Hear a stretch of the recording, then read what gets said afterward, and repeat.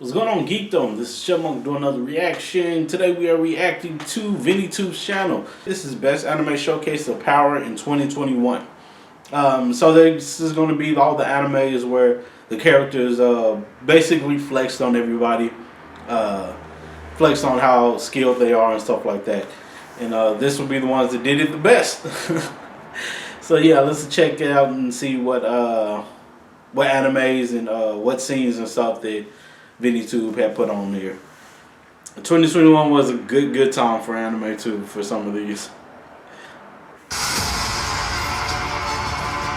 Our first entry for the day is Rengoku fighting the demons in the train. Note, this isn't either of the boss fights, but this really does give off a strong first impression. How can aspiring students like Tanjiro and friends not be impressed? This guy just sensed his way through all the demons' tricks before one-shotting them all in short order. In the process, he even showed off some of his moves, most notably Rising Scorching Sun, all while giving some badass boasts of his own. What a way to make an impression. Even I love that final battle. That final battle was everything. Instincts alone allow him to power through end moves, pawns, and lead the comeback. His tenure in the show may not have been very long, but man, oh man, did Rengoku make a very fiery impression in it. Flexing and giving us some of the most visually spectacular fights. A lot of people's favorite character and TV for the little time he had. Rengoku. Now, I want to know what an alternate timeline would have looked like where he survived and became another big mentor figure for Tanjiro.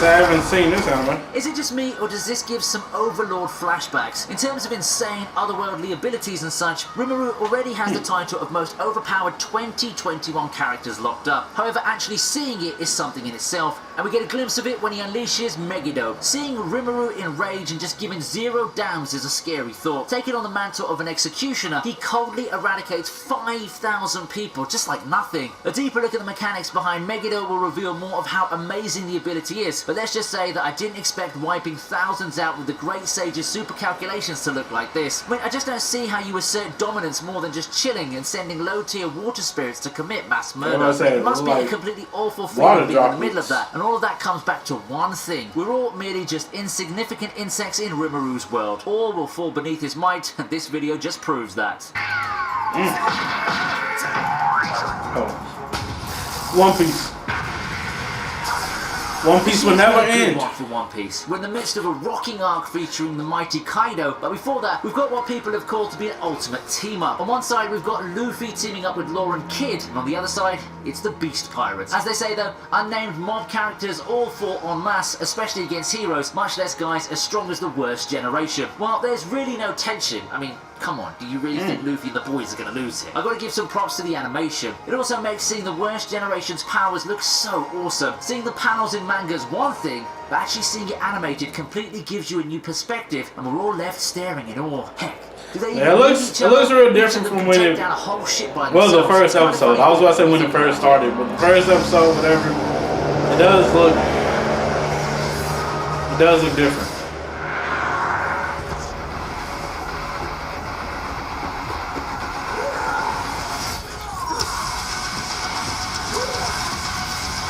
Next is Striga fighting in day armor. Does this also count as the best one-man army moment of the year too? I kind of want to crown it already, you see. Castlevania Season 4 has been nothing short of awesome. Because there's more to it than the fights and action sequences. It's moments like these that truly send it over the top. Feast your eyes on this eye-popping sequence of Striga. I didn't know that they had a Season 4 this year. It's as brutal and violent as you'd expect, and I don't think maximum carnage would be enough to describe the destruction she released on everyone. The action's fluid, the choreography's on point, and you can really feel the impact every time she swings that large sword of hers. An awesome moment as one of the audience, a truly harrowing moment though, if you imagine yourself in that scene. People have been calling this the Berserk adaptation that we needed and never got. And you know what? They're right.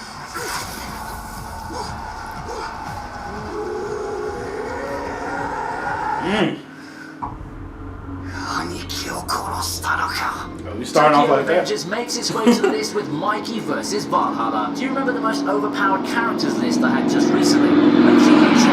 Now, the reason I brought that video up is because Mikey's featured there. And if you want the most concrete evidence that he belongs in the list of the most overpowered 2021 characters, then you have it right there. Dolman versus Valhalla has a lot of intense moments of straight up no holds barred fighting between gangs, and it's exactly the kind of stuff you'd expect out of Tokyo Revengers. Most notable in it, however, is that for me, it serves as one of Mikey's many shining moments in the show. You've got to admire his resilience here. Even when it seems he's down and out, he still finds a way to push his resolve and turn the tides with a straight up devastating beatdown. Yeah, Tokyo Revengers is still one. Proves that while he's it's on my list that I haven't checked out yet. For his strength, his power goes beyond the physical combat abilities. It's pretty much impossible to take the fight out of him, and that alone is scary to think about. Are you enjoying this list so far? Yeah? Then make sure you hit the subscribe button. It helps the channel so much, and it will help the channel get to its next like milestone. and subscribe. Let's go take it over and reach 1 million subs at some point next year. Remember, each subscription matters. Thank you for your help. Now let's get back to the list.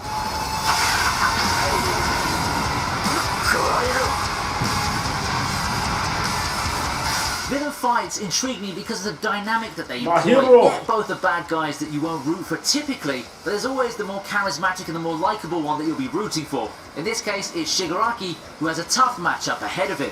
Well, on paper at least. Hey, Redestro gave Shigaraki a run for his money at several junctures, but once Shigaraki's quirk evolves and he finally grabs hold of that peak power, it is all over. It's all Shigaraki as far as I'm concerned, and he makes Redestro the first victim of his ferocious counterattacks. It's a chilling moment when Shigaraki completes his resolve, but I can't help but feel in awe to see his evolution complete in such a manner. Melting down an entire city is something. This will be a spoiler for me, but I don't mind. The very time I haven't caught up yet. Business, he solidly cemented himself as the ultimate villain and the one capable of following his master's footsteps. It's one of my favorites Heroes now. have a tough battle ahead if they want to even sniff a chance at beating this monster.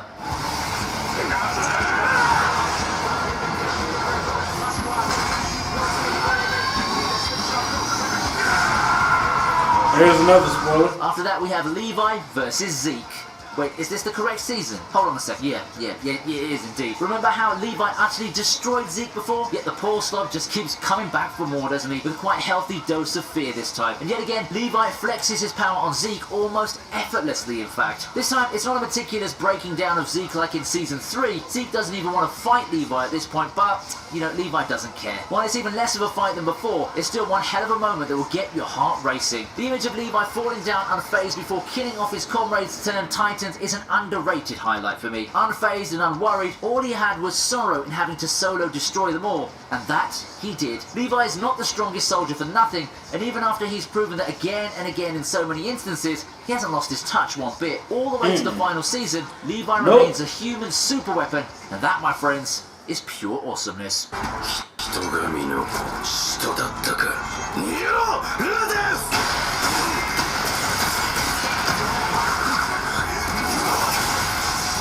How about Orsted just squashing Dead End like it was nothing? Yep, this belongs to the list, alright. One of the most gripping scenes in this season was of Rudius getting the donut treatment, and that's courtesy of Orsted's effortless destruction of the group. The fight itself is good, to be fair. You can enjoy the masterful animation of the group's futile struggles against the Dragon God, but I never really felt that Dead End had a chance. Nothing they did managed to as much as deal damage to Orsted, and it just swats everyone away like bugs. They never had a chance, and Orsted's more than happy to show that fact in their faces. Seeing the defeated Dead End after the fight was such a painful scene, and the fight, well, if you can call it that, did so much in building up hype over Orsted's power.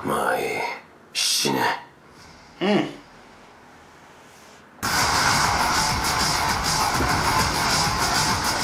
up the list is Hollow Purple. Anyone saw Jujutsu Kaisen become the hit of its season? I did, and I did so mostly because it brought something to the table. Something, you might say, that pushed Demon Slayer over the top. While it's no contest if you'll compare the two in terms of popularity, let's just say that amazing animation and jaw-dropping moments in a shonen series that's relatively easy to consume is a formula for success. Now I'm saying that because what I feel is one of the best moments of all in Jujutsu Kaisen came in the form of Gojo finally joining the fight with his spectacular Hollow Purple. This comes in the midst of Yuji and Todo having one superbly animated. I think I really start getting into Jujutsu Kaisen near the end of the season. On another video, the last Gojo come in and finish like it with 5 episodes, 6 episodes. Just the series being given the it was pretty deserves. awesome. What more can be said of Gojo's power after this moment? It's clear that he's the type of mentor who's not going to be jobbed out anytime soon just to feed some villain hype, and he's probably the strongest person on the side of good. Period. Alright, so that was ViniiTube's best anime showcases of power in 2021. It was a good list. It was a good list. Yeah, I liked it. It wasn't like a top 10.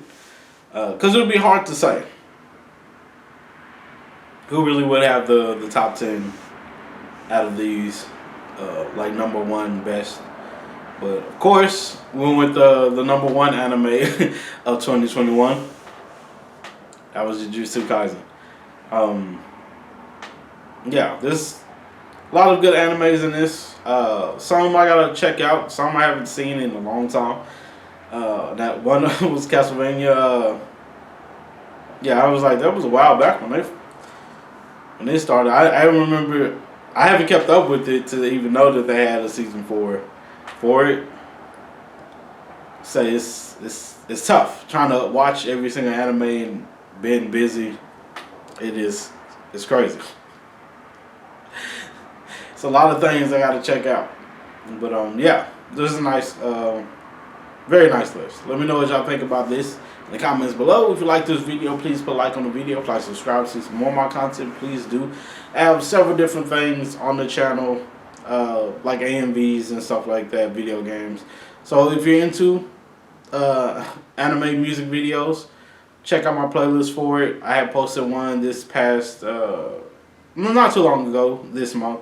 So please do check out some more of the stuff from me, see if you like it. Not, I really do enjoy anime. Most of the AMVs that I make are animes that I really do enjoy. So yeah, let me know what y'all think about this in the comments below. If you like this video, please put a like on the video. If you like, subscribe to see some more of my content, please do. Check out ViniiTube's channel in the descriptions below as well. Has an excellent channel. He's trying to make it to 1 million. Hopefully he does get there. But thank you all so much. Please do take care of yourselves and each other. Peace, geekdom.